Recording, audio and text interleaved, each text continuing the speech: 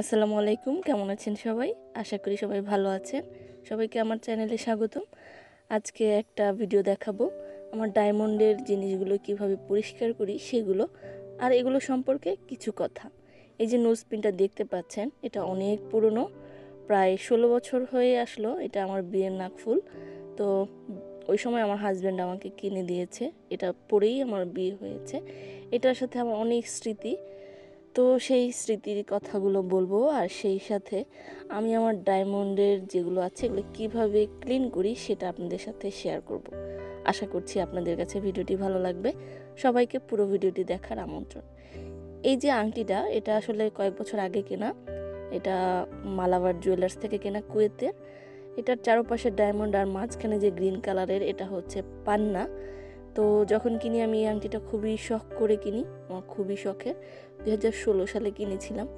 আর এটাও একটা নোজপিন, আর একটা নোজপিন, এটা সম্প্রতি কয়েক মাস আগে কেনা।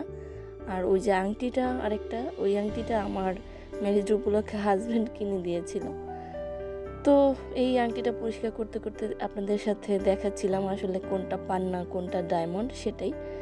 আর যারা ঘরে আপনাদের শখের গহনা আছে ডায়মন্ডের, কিভাবে ক্লিন করবেন জানেন না, আমি আজকে সেটা দেখাবো। ক্লিন করতে করতে আপনাদের সাথে কিছু কথা বলবো। আমি যখন এই ভিডিওটা করি তখন আমার বারবার একটা উপন্যাসের কথা মনে পড়েছিল। সেটা হচ্ছে সমরেশ মজুমদারের হিরে বসানো সোনার ফুল। আপনারা কি পড়েছেন? আমি এটা পড়েছি, খুবই সুন্দর একটা বই। আমার অনেক পছন্দের এবং এখনও মনে আছে। পড়েছি কিন্তু প্রায় 20 বছর আগে, অথচ এখনও ভুলিনি। যাই হোক, আমার এই নোজপিনটাও হিরে বসানো সোনার ফুলের চেয়েও অনেক কিছু, যেহেতু বিয়ের। এখন একটু পরিষ্কার পদ্ধতি বলে নিই। প্রথমে এই ডায়মন্ডগুলোর সাথে একটু পানি মিশিয়ে হালকা ভিজিয়ে তারপর আমি পেস্ট দিয়ে দিচ্ছি। শুধুমাত্র ডায়মন্ডগুলোর উপরেই পেস্ট দিচ্ছি। এটা যে কোনো ব্র্যান্ডের টুথপেস্ট হতে পারে, কোনো সমস্যা নেই। পেস্ট দিয়ে আমি রেখে দিচ্ছি। তারপর আমি এটাকে আঙুল দিয়ে আস্তে আস্তে ডায়মন্ডের উপর ঘষবো। এতে করে ডায়মন্ডগুলো যদি কালো হয়ে থাকে তবে সেটা পরিষ্কার হয়ে যাবে। আর সব সময় পরলে কিন্তু একটু পরিষ্কার করা দরকার। একটু ঝাপসা হয়ে যায় ময়লায়, কিন্তু সেটা পরক্ষণেই যদি ঠিকভাবে ক্লিন করা হয় আবার সুন্দর ঝকঝক করতে থাকে। আর ডায়মন্ড যদি ঝকঝক না করে তখন কেমন লাগে? ডায়মন্ড কিন্তু আসলে কালো হয় না, ওই ময়লায় সেটা কালো হয়ে যায়। তো ডায়মন্ড ঝকঝক করারই জিনিস।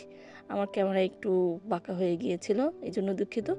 তো আমি ওইগুলোতে পেস্ট মেখে পানিতে ভিজিয়ে রেখেছি, অল্প পানিতে ভিজিয়ে রেখেছি। আর শুধুমাত্র ডায়মন্ডের উপরেই আমি আঙুল দিয়ে একটু সফটভাবে ঘষে নিচ্ছি। অনেকেই প্রশ্ন করতে পারেন, এভাবে কি ডায়মন্ডের ক্ষতি হবে না? পেস্ট দিলে কি ডায়মন্ডের কোনো সমস্যা হবে? কিছুই হবে না। ডায়মন্ড এভাবেই পরিষ্কার করেছি আমি কয়েকবার, আরও অনেকেই দেখেছি, অনেকেই করেছে। সবার একই রিভিউ যে হ্যাঁ, খুব ভালো পরিষ্কার হয়েছে। তো আপনারা নিশ্চিন্তে ডায়মন্ডের পেস্ট ব্যবহার করতে পারেন। বন্ধুরা, এখনও কিন্তু প্রসেসিং শেষ হয়নি। টুথপেস্ট দিয়ে হালকা ঘষে নিয়ে টুথপেস্টটা উঠিয়ে নেওয়ার পর এখনও বাকি রয়েছে। আমি এটাকে একটু একটা তাওয়ালে করে শুকিয়ে নিচ্ছি, যেন টুথপেস্ট বাকিগুলো যদি লেগে থাকে সেটা যেন নিয়ে যায়। এরপর আমি এটাকে আবারও পানিতে ওয়াশ করব। আর আমি এগুলো বেচিনে করব না, কেন কি এগুলো অনেক ছোট ছোট, বেচিন দিয়ে যদি ঢুকে যায় তবে খুব সমস্যা হবে।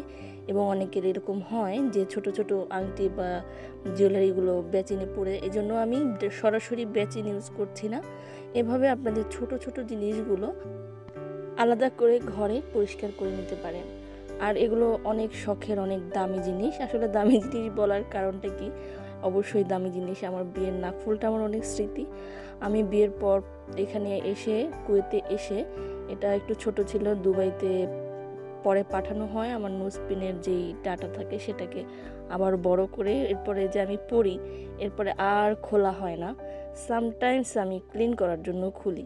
ইভেন আমি যখন হসপিটালে আমার কয়েকবারই অপারেশন করতে হয়েছে, তখনও আমি এই নোজপিন খুলতে পারিনি এবং খুলতেও দেয়নি। সিস্টাররা এটার উপর একটা ব্যান্ডেজ লাগিয়ে দিয়েছিল। তো এই জন্য না, আমার নোজপিনটা আমার খুবই পছন্দের। এখন তো অনেক রকম ভ্যারাইটিস নোজপিন বের হয়েছে, কিন্তু আমার কাছে আমার নোজপিনটা খুবই পছন্দের এবং শখের এবং স্মৃতির। এটা যদি হারিয়ে যায় তো খুবই কষ্ট পাবো। যাই হোক, অনেক কথা বলে ফেললাম, এটাই ছিল আসলে স্মৃতিময় কথা। আর যদি সত্যি দাম জানতে চান এগুলোর প্রাইস, তো নোজপিনটা ওই সময় ছিল কুয়েতি দিনারের 105 দিনার, যা বাংলাদেশি টাকার প্রায় 26-27 হাজার টাকার মতো হতে পারে। এটা ওই সময়ের প্রাইস ছিল, এখন হয়তো বা কমতেও পারে। আর যে আংটিটা দেখতে পাচ্ছেন পান্নাওয়ালা, সেটা প্রাইস 360 দিনার দিয়ে প্রায় 1 লাখ টাকা। মানে এটা 2016 সালের দামটা বলছি, এখন কত আমি এখন জানি না। এই রিসেন্টলি আমি এই আংটি আসলে খোঁজ খবর নিইনি। তো আরেকটা আংটি দেখতে পাচ্ছেন, সেটাও প্রায় 60,000 টাকার মতো। এটা গত বছর ম্যারেজ ডেতে আমার হাজব্যান্ড দিয়েছিল। আসলে ডায়মন্ডের কিনতে গেলে এগুলোর কিন্তু বিভিন্ন ধরনের প্রাইস হয়ে থাকে। আপনারা যারা কিনেছেন বা কিনেন তারা জানেন। এখানে যেসব জুয়েলারিগুলো আমি ক্লিন করছি, শুধুমাত্র এগুলোর দামই আছে বাংলাদেশি টাকার প্রায় 2 লাখ টাকার উপরে।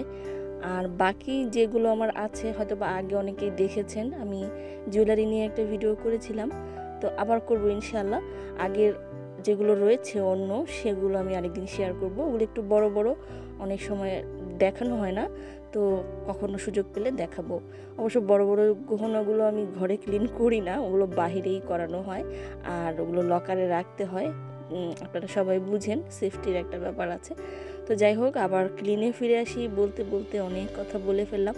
এটাই হচ্ছে আমার ফাইনাল ওয়াশ, মানে মোটামুটি ভালোভাবে টুথপেস্ট রিমুভ হয়ে যাওয়ার পর পানিতে ভালোভাবে এরকম একটু করে ঝাঁকিয়ে ঝাঁকিয়ে ভালো করে পরিষ্কার করলে কোনো কোথাও যেন টুথপেস্ট লেগে না থাকে, এটা ভালোভাবে খেয়াল করতে হবে। তারপরে আপনার গহনাগুলো তুলো দিয়ে বা টিস্যু দিয়ে, সফট জিনিস দিয়ে মুছে হালকাভাবে ভালো বাতাসে ছড়িয়ে রাখলেই গহনাগুলো ক্লিন হয়ে যাবে। আমি তো আমার ডায়মন্ডগুলো এভাবেই পরিষ্কার করি, আশা করি আপনাদের কাজে লাগবে। যারা করেন না, আপনাদের ডায়মন্ডগুলো পরিষ্কার করে নেবেন। দেখেন কতটা ঝকঝকে হয়েছে। আসলে ক্যামেরায় দেখা যাচ্ছে না যে কতটা ঝকঝকে হয়েছে, অনেকটাই ঝকঝকে হয়েছিল। এক একজন মানুষ এক এক রকমের বিশেষত্ব থাকে, কেউ কারো ভালো লাগা মন্দ লাগা এক একজনের এক এক রকম। সেটাই আসলে ডায়মন্ডও কিন্তু একটা শখের জিনিস। অনেকেই শখ করেই কিনে, এটা আসলে এমন কিছু না। আর তার চাইতে অনেকে গোল্ড বেশি পছন্দ করে। তো গোল্ড ডায়মন্ড যাই হোক, সবাই এগুলো মহিলাদের সবারই বরাবর পছন্দ, আমারও ওরকমই পছন্দ। আর আমি আগে একটু ডায়মন্ডের প্রতি উইক ছিলাম বেশি, প্রায় সময়ই কেনা হতো। কিন্তু খেয়াল করলাম গত 1 বছরে আমি আর কিনি নাই। তো ভাবছি এটা বলতে বলতে আবার কবে কিনতে ইচ্ছে করে, ইনশাআল্লাহ। যাই হোক, আজকের মতো এখানে বিদায় নিতে হবে। ভিডিওর শেষ প্রান্তে চলে এসেছি। আমার ডায়মন্ডগুলো খুবই ঝকঝক করছে। আর আমার এই ভিডিওটি যদি ভালো লেগে থাকে, অবশ্যই চ্যানেলটাকে সাবস্ক্রাইব করবেন। আর ভালো লাগলে লাইক, কমেন্ট, শেয়ার করে দিবেন। ঘরে থাকা ডায়মন্ডগুলোকে পরিষ্কার করে নিতে পারেন এভাবে। আজকের মতো আল্লাহ হাফেজ। Thanks for watching.